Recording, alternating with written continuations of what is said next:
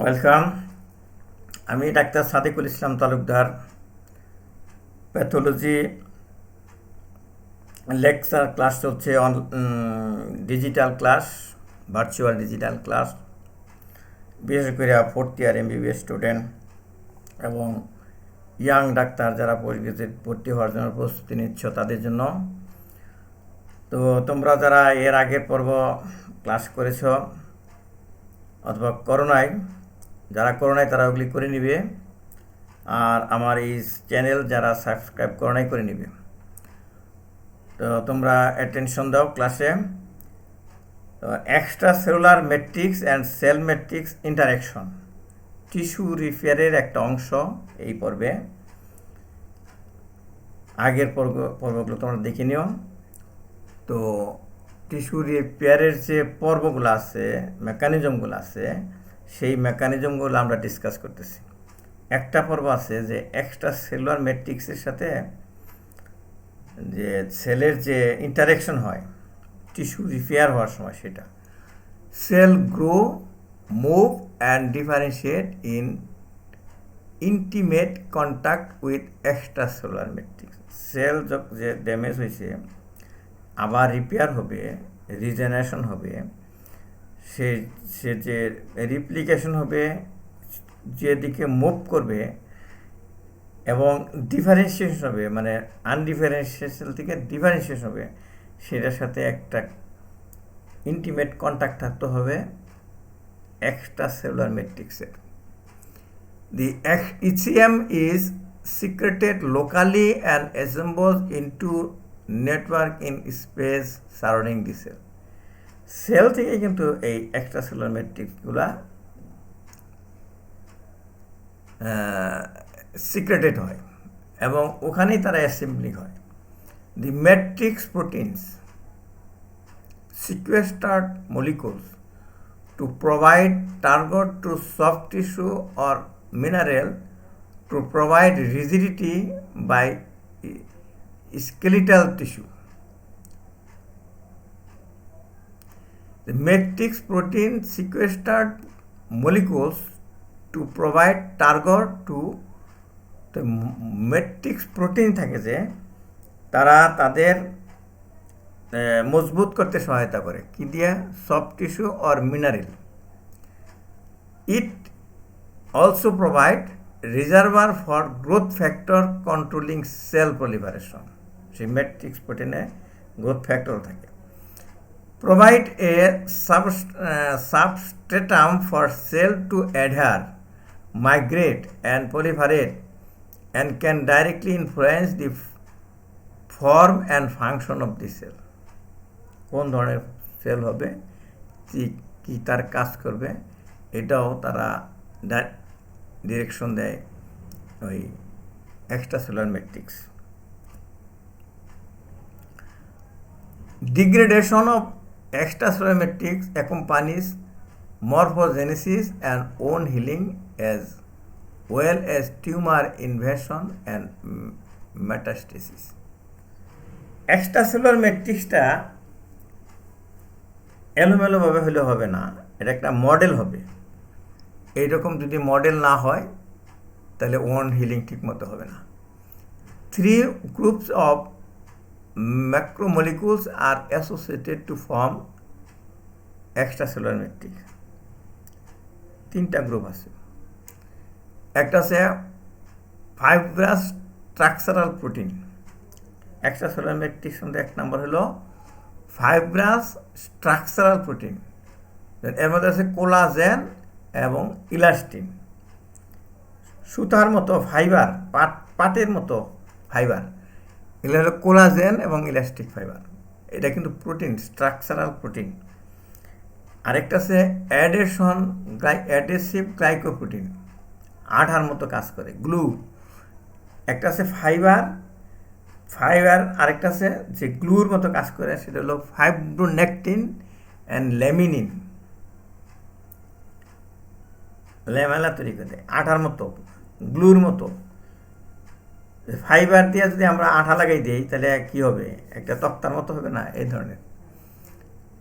Jail or proteoglycan and hyaluronans. Proteoglycans এবং hyaluronan এর jail, এই যে আমরা টুথপেস্ট জেল টুথপেস্ট এরকম এইরকম কিছু প্রোটিন আছে এক্সট্রাসেলুলার ম্যাট্রিক্স, সেগুলো কি কি? প্রোটিওগ্লাইকেন এবং হায়ালুরান। তাহলে কি কি কি গ্রুপ আছে? একটা আছে ফাইব্রাস, লম্বা লম্বা পাটের সুতার মতো, এটা হলো কোলাজেন এবং ইলাস্টিন এক্সট্রাসেলুলার ম্যাট্রিক্স। 2 নম্বর হলো এগুলিকে আঠার মতো লাগাই দেয়, সেটা হলো গ্লুর মতো গ্লাইকোপ্রোটিন। তারা হলো ফাইব্রোনেকটিন অ্যান্ড লেমিনিন। ফাইব্রোনেকটিন এবং লেমিনিন হলো গ্লুর মতো। আর কতগুলো আছে ওই জেলের মতো, সেটা হলো proteoglycan and hyaluronan. This macromolecules assembles into two general organization, interstitial matrix and basal membrane বা বেসমেন্ট মেমব্রেন BM। তারা এই যে 3 রকম হইলেও তারা একটা করেই তারা ইন্টারস্টিশিয়াল ম্যাট্রিক্স করে, ওই যে ইন্টারসেলুলার ম্যাট্রিক্স। আর এই যেগুলি সেলগুলো যে বসে থাকে যার উপর দেয়া মাচা, সেটা হলো বেসমেন্ট মেমব্রেন। 2টা জিনিস তৈরি করে এই ম্যাক্রোমলিকুল। তো কোলাজেনটা কেমন? Collagen is the common protein in the animal world. প্রাণী জগতে কোলাজেনটা হলো কমন প্রোটিন। মজা করে আমরা খাই কিন্তু। Collagen are composed of a triple helix, এই যে আমরা রশি পাকাই, 2টা দিয়ে একটা রশি হয়, এটাই বলে 2 গুণা রশি। আবার 3 গুণা রশি, 4 গুণা, যত গুণ বেশি হবে তত শক্ত বেশি হয়। তো এই ওই গুণগুলো হেলিক্স আকারে থাকে যখন আমরা রশি পাকাই, গুণানুগুণা থাকে, এটা হলো 3 গুণা রশি এরকম। তাই বলা হয়েছে collagen are composed of a triple helix, মানে 3 গুণা রশি অফ 3 পলিপেপটাইড আলফা চেইন। 3টা আলফা চেইনের রশির মতো থাকে collagen. About 30 alpha chain form at least 14 distinct collagen. এরকম 30টা আলফা চেইন আছে যারা ওই 3টা করে ফর্ম করে 14 রকম কোলাজেন তৈরি হয়, 14 রকম রশি তৈরি হয়। দেখো না, কোনোটা লাল রশি, কোনোটা সাদা রশি কিনতে দাও না, 3 গুণা রশি তো, কিন্তু এক একটা এক এক রকম। তো 30টা আলফা চেইন আছে, তারা 14 রকমের রশি তৈরি করে। কি রশি? কোলাজেন রশি। Major types of collagen. Collagen আবার টাইপ আছে, টাইপ 1, 2, 3, 4, 5 এরকম করে দেখো 15 রকম না 9 রকম। 9 রকম কোলাজেন, 1, 2, 3, 4, 5, 6, 7, 8, 9। এই যে কোলাজেনের হিসাব দেওয়া হলো কোনটা ক্যারেক্টারিস্টিক কেমন, তার ডিস্ট্রিবিউশন কোথায়। এটা পড়ে বেশি সময় নষ্ট করবো না, তখন আস্তে আস্তে পড়ে নেব। Bundles of handed fibres with high tensile strength, সাংঘাতিক শক্ত কোলাজেন 1। স্কিন, বোন, টেন্ডন, এই সমস্ত জায়গায় থেকে। চামড়া শক্ত না, চামড়া টান দেয় ছিঁড়ে কিনা দেখো, বোন খুব শক্ত না, এইগুলি। আর হলো 2 type 2 collagen, thin fibrils structural protein, কার্টিলেজে থাকে আর ভিট্রাস সীমানা থেকে চোখের। কোলাজেন 3 থিন ফিব্রিলস, এবং এটা পেলিয়েবল, সহজেই পেলাইয়েবল আর কি। ব্লাড ভেসেল থাকে, ইউটেরাসে থাকে, স্কিনে থাকে। অ্যামরফাস কতগুলো আছে? অ্যামরফাস লম্বি না, অ্যামরফাস সেটা হলো অল বেসমেন্ট মেমব্রেন। আর amorphous fine fibril interstitial tissue blood vessel. Amorphous fine fibril, এই নাম্বার 6 যেটা 7 অ্যানকরিং ফিলামেন্ট, তারপরে 8 প্রবাবলি অ্যামরফাস। এইরকম বিভিন্ন রকম আছে কোলাজেন, কোনটা কোথায় থাকে ভালো করে তোমরা শিখে নিবে। ইলাস্টিনস, fibrillins and elastic fiber. Although tensile strength is provided by membrane of the collagen family, The ability of tissue to recoil is provided by elastic fiber. এই রাবার টান দিলে আবার চলে আসে, এরকম ইলাস্টিক ফাইবারগুলো টান দিলে হাডুডু খেলার সময় অনেকে টান দেয়, দেখো পা লম্বা হয়ে যায়, আবার কাট হয়ে আসে এরকম।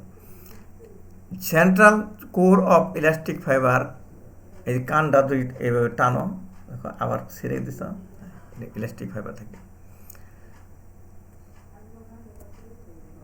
Adhesive glycoproteins and ইন্টিগ্রিনস,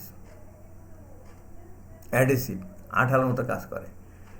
this protein link extracellular matrix component to one another and to cells, একটা আরেকটার সাথে অথবা ম্যাট্রিক্সের সাথে অথবা সেলের সাথে অ্যাঙ্কর করে।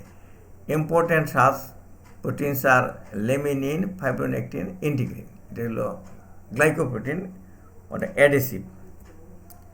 Fibronectin, primary role of fibronectin is to attach cell to variety of matrix produced by fibroblast, endothelial cells and other cells. Associated with cell surface, basement membrane and pericellular matrix. Binds to a number of extracellular matrix components including collagen, fibrin and proteoglycans and to cells, other cells. Fibronectin. Laminin is the most abundant glycoprotein in basement membrane. Binds specific receptor on the cell surface with matrix components such as collagen type 4 and heparin sulfate. Integrins are the major family of the cell surface receptor that modulate cellular attachment to the extracellular matrix. It also mediates important cell-to-cell interaction involved in the leukocyte adhesion. নামই ইন্টিগ্রিনস, এটার সাথে integrate করে দেয়। ইন্টিগ্রিনস আর transmembrane glycoprotein, ওই সেলের মেমব্রেনে transmembrane glycoprotein হলো integrin. Matricellular protein. These proteins do not function as a structural component of the extracellular matrix মতো কাজ করে না, but interact with matrix protein, cell surface receptor or other molecules that interact in turn with cell surface. Matricular protein, proteoglycans and hyaluron, এটা কি করে? Common proteoglycans are heparin sulfate, chondroitin sulfate and dermatan sulfate. They have diverse role in regulating connective tissue structure and permeability. Hyaluron is found in extracellular matrix of many cells, serve as ligand for core proteins such as cartilage link protein and aggregation and versigan. Aggregan and versigan, proteoglycan।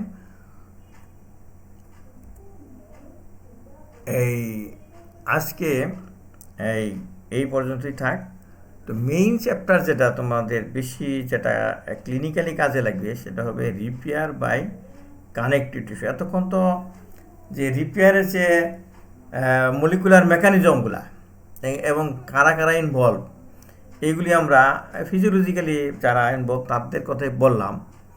তারা প্যাথোলজিতেও তারা involve, proliferation, differentiation, কিন্তু এরা যেহেতু একই ব্যাপারই, সেটা হলো regeneration, তো একই রকমই। তো এখন এই জন্য আমরা একটু রিভিশন দিয়ে নিলাম আমাদের যে টিস্যু রিপেয়ারের যে মেকানিজমটা। এখন